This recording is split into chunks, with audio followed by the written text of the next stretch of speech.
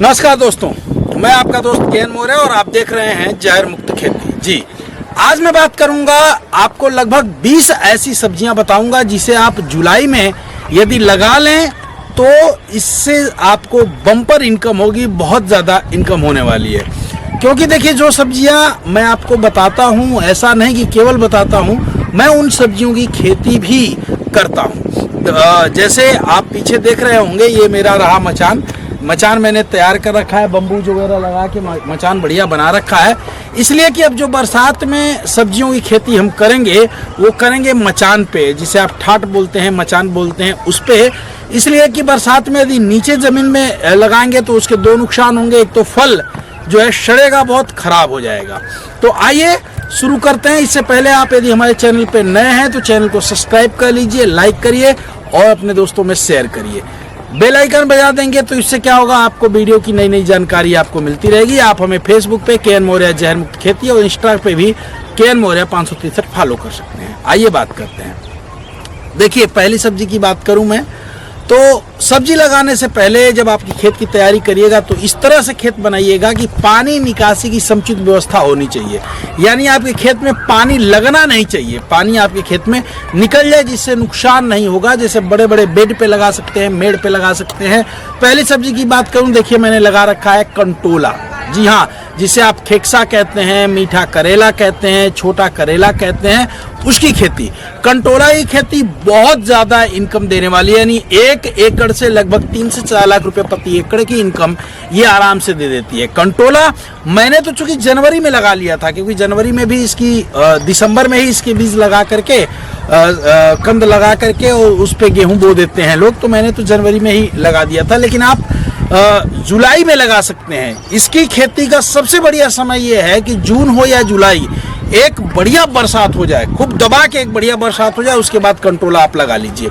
और कंटोला के कभी भी सीड्स के चक्कर में न पड़े। उसमें नर मादा बहुत होता है, उसमें मादा बहुत निकलेगा, 50% मादा निकलने के चांस, नर निकलने के चांस रहते हैं। आप कंद लें। कंद कहाँ से मिलेगा इसका डिस्क्रिप्शन में मैं नंबर दे दूंगा, कंद ले सकते हैं। और कंद ले 2% उसमें मादा रहेगा तो आपको बहुत बढ़िया इनकम देगा। ठीक है, इसमें बहुत रोग नहीं आते। दूसरी बात करें तो करेला की खेती। जी हाँ, देखिए मैं कुछ बीज भी ले आया हूँ। इस महीने जुलाई में, अभी जून चल रहा है और हम अभी 17 जून को ये वीडियो बना रहा हूँ, मैंने करेला लगाना शुरू किया है। कुछ बीज मैं लेके आया भी हूँ, आपको दिखाऊं। करेला एक तो लगा भी दिया और देखिए कुछ बीज मैं लेके आया हूँ, आपको ये दिखाऊं। देखें आप, ये मैं कौन कौन सी बीज है मैं आपको बताऊंगा कि ये बीज कौन कौन से हैं। देखिए, एक तो लौकी है, फिर आपका करेला है और चिचिंडा है। इन बीजों के बारे में बताऊंगा कि ये आप लगा सकते हैं। देखिए, यदि आप करेला लगा रहे हैं तो आप छोटी करेले की खेती कर सकते हैं, या बड़ा करेला आता है, बहुत राजा नाम की प्रजाति हमारे यहाँ बहुत प्रचलित है। ये सीड्स बहुत ज़्यादा फल देती है और अच्छा मार्केट भी मिल जाता है। इसको आप मचान पे इसकी खेती करें।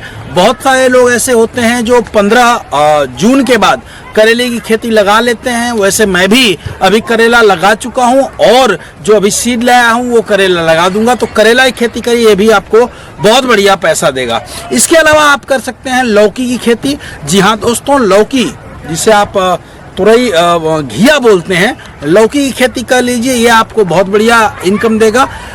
इसमें जड़ जनित बीमारियां आती हैं, गलने की समस्या आती है, तो भूमि का ट्रीटमेंट जरूर कर लें। इसके अलावा आप कर सकते हैं कद्दू की खेती आप कर लीजिए। कद्दू की खेती में कद्दू का वो वैरायटी लाइए जो अब जो है, चूंकि आप जानते हैं कि छोटे छोटे परिवारों का चलन है, अब लोग एकाकी परिवार में रह रहे हैं, तो 1-1 किलो, 2-2 किलो, 2-2 किलो, 3-3 किलो के कद्दू होते हैं, छोटे छोटे उसके फल आते हैं, उसकी खेती कर लीजिए और ये बहुत बढ़िया इनकम आपकी कद्दू भी दे देगी। इसके बाद लगा लीजिए खीरा। जी हाँ दोस्तों, जुलाई में खीरे की खेती जो है बहुत बढ़िया से, यदि आप खीरे खेती कर लेते हैं तो ये आपको बहुत बढ़िया पैसा देगा। देखिए, अभी मैं इसलिए बता रहा हूँ कि ये जो खेती अभी यदि आप लगाना शुरू करेंगे तो ये हो जाएगी अगैती खेती। और अगैती खेती में खेती आप कर रहे हैं, लेकिन थोड़ी सी अगैती खेती कर लेंगे तो आपको बहुत ज़्यादा इनकम होने वाली है। इसके बाद लगा लीजिए पेठा, जिसको आप भतुआ बोलते हैं, कद्दू का ही एक रूप है। इसकी खेती आप कर लीजिए, ये भी आपको जहाँ पेठा बनता है, जैसे आगरा साइड में है या जहाँ भी आप हैं, पेठे की खेती कर लेंगे तो ये भी आपको बहुत बढ़िया फल देगा। इसके अलावा मैं आपको बीज में दिखाऊं तो मैंने लिया है चिचिंडा, जिसे आप स्नेक फ्रूट भी बोलते हैं। चिचिंडा के बीज हैं, ये देखिए मैं ले आया हूँ चिचिंडा। और चिचिंडा की खेती आप कर सकते हैं, मैं उसकी फोटो भी आपको दे दूंगा। देखिए ये चिचिंडे के बीज हैं, आप देख सकते हैं। चिचिंडा लाया हूँ मैं, चिचिंडे की खेती कर लीजिए, ये बहुत बढ़िया आपको चिचिंडा भी। इसमें चिचिंडा की सबसे बड़ी बात है कि इसमें लागत 0 होती है, केवल बीज की लागत आती है। और लगभग 45 से 50 दिन या 60 दिन मान लीजिए, 60 दिन जाते जाते ये फ्रूट आपको देने लगेगा। बहुत फलता है, मार्केट में इसकी भुजिया लोग बहुत बढ़िया से खाते हैं, तो इसकी खेती कर लीजिए। इसके बाद आप लतरा लगा लीजिए, बोरो जिसे कहते हैं, उसकी भी खेती आप कर सकते हैं। बोरो आप मेड़ पे लगाइए ताकि पानी निकासी की दिक्कत ना हो। बोरो की एक अच्छी बात है कि पानी लगा भी रहेगा तो यदि कुछ पानी लगा है तो बहुत ज़्यादा नुकसान नहीं होता है, निकल जाते हैं। इसके बाद लगा लीजिए बिन्स बो लीजिए, बिन्स भी इस समय लगेगा। इसके अलावा आप मिर्च लगा सकते हैं, मिर्च जुलाई में बहुत सारे लोग मिर्च लगाएंगे।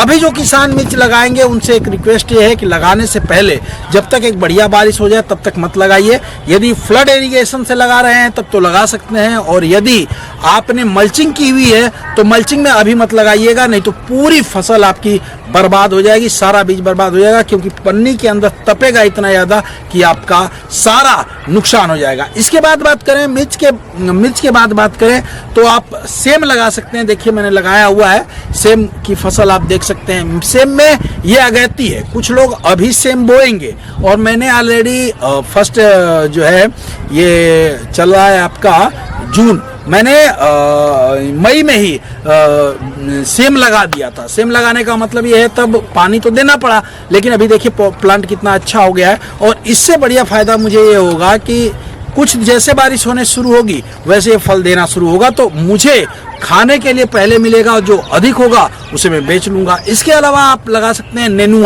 नेनुआ जिसे तुरई कहते हैं। इसकी खेती भी आप अभी जून के लास्ट में या जुलाई में, पूरे जुलाई अगस्त आप कर सकते हैं। ये बहुत बढ़िया आपको इनकम देगा, इसमें भी बहुत लागत नहीं आती, इसकी भी बहुत अच्छी बीज आती है। मैं तो महिको का, देखिए महिको की लौकी भी लाया हूँ, और महिको का ये जो है नेनुआ भी मैंने लगा रखा है। इसके अलावा आप लगा सकते हैं टमाटर की खेती आप कर सकते हैं। टमाटर की खेती जो लोग अभी करना चाहते हैं वो नर्सरी की तैयारी कर लें।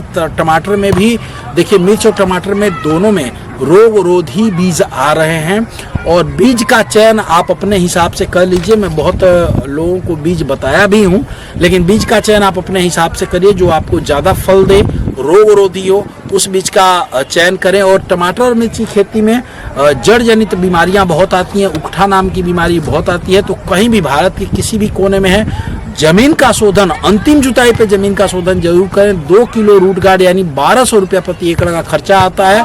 आप इसको यदि डाल लें तो जड़ जनित बीमारियां यानी 3 साल लगातार आप यदि इसको डालना शुरू करते हैं तो तीसरे साल 90% जड़ जनित बीमारियां, उकठा नाम की समस्या आपके खेतों से खत्म हो जाएगी। इसके बाद बात करते हैं बैगन की खेती। बैगन की खेती आप कर सकते हैं, बैगन भी जुलाई में लगेगा। जो लोग अभी बैगन की खेती करना चाहते हैं नर्सरी तैयार कर लें। बैगन में भी रोगरोधी प्रजातियों के बैगन आ रहे हैं जिनमें रोग बहुत कम आते हैं। इसके अलावा हापुड़ का जो पश्चिमी उत्तर प्रदेश का क्षेत्र है, गर्मियों बारिश वाली पत्ते की गोभी की खेती बड़े पैमाने पे की जाएगी। पत्ते की गोभी आप जुलाई में करना जब शुरू करेंगे, मैंने देखा है हापुड़ में जो लोग हैं पत्ते की खेती जो करते हैं उसमें क्या करते हैं कि वो नर्सरी नहीं तैयारी करते, वो डायरेक्ट सीड करते हैं। देखिए पत्ते की गोभी में एक बीमारी आती है जिसे आप गलका कहते हैं, जिसे आप फंगस कहते हैं, जो रातों रात पूरा खत्म हो जाता है और दुकानदार कहता है कि भैया इसकी दवा नहीं है। मैं आपको बताऊं, पत्ते के गोभी के किसान हैं तो जमीन का शोधन जरूर कर लीजिए। आप प्रति एकड़ 2 से 4 किलो रूट गार्ड, अब आप ये जानते हैं कि आपके खेत में फंगस कितना आती है, ज़्यादा आती है। जो 4 किलो रूट गार्ड प्रथम जुताई पे ही ये डाल लें आप। ये 2 किलो रूट गार्ड 1200 रुपये का खर्च है, इसे ज़रूर डालें। इससे क्या होगा कि आप की परेशानी, आपका समय भी बचेगा और आपका दाम भी बचेगा, पैसा भी बचेगा और बीमारियां नहीं आएंगी। इसके अलावा आप लगा सकते हैं फूल गोभी। फूल गोभी की खेती कर लीजिए, जो बारिश वाली फूल गोभी की खेती होती है उसकी नर्सरी आप तैयार कर लें। बहुत सारे लोग डायरेक्ट सोइंग करते हैं, वो डायरेक्ट सोइंग कर सकते हैं।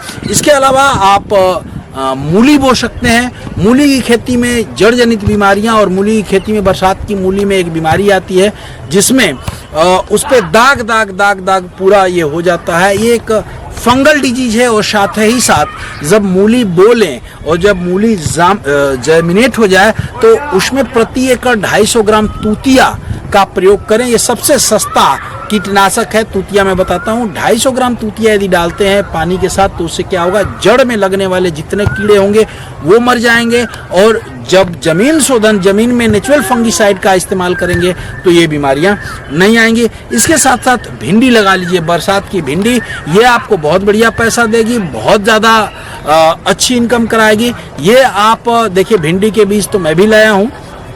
मैं इसे तब लगाऊंगा जब एक बारिश हो जाएगी, ज़मीन ठंडी हो जाएगी, तब मैं लगा दूंगा, या फिर जुलाई फर्स्ट वीक में मैं भिंडी के बीज अपने लगा दूंगा। अभी जो लगाया था उसे काट दिया है, मैंने काट के ख़त्म कर दिया है, खेत की जुताई कर दी है, क्योंकि थोड़ा सा मैं बासमती भी लगाता हूं तो इसके लिए। और जो लोग चुकंदर खाते हैं वो चुकंदर की खेती आप कर सकते हैं। इसके अलावा आपको जो भी खेती में समस्याएं आती हैं उस पे किस चीज़ पे वीडियो आपको चाहिए, कमेंट बॉक्स में मुझे कमेंट करें। मैं निश्चित रूप से प्रयास करूंगा कि सरल भाषा में, सरल लैंग्वेज में आपको अच्छी वीडियो दूं। आपने हमें प्यार दिया, अपना समय दिया, इसके लिए बहुत बहुत धन्यवाद। ये जानकारी कैसी लगी हमें ज़रूर बताइएगा। जय हिंद, जय भारत, जय जवान, जय किसान।